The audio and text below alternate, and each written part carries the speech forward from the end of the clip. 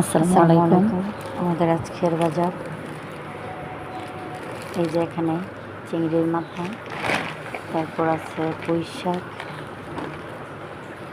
Fresh পুঁই শাক, কুমড়ির শাক এখানে রাখা আছে।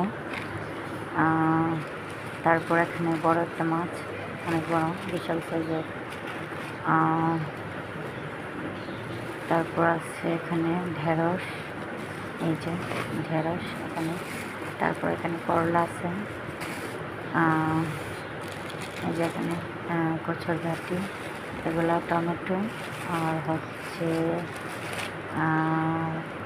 বেগুন নিয়ে আসছে, কাঁচামরিচ, তারপর আছে পেয়ারা জালি, তারপর নারিকেল, এই যে শুকনো মরিচ, এগুলো নিয়ে আসছে। তারপর এখানে আতপ চাল, চিনি, এই যে এখানে পেয়ারা নিয়ে আসছে, আর এখানে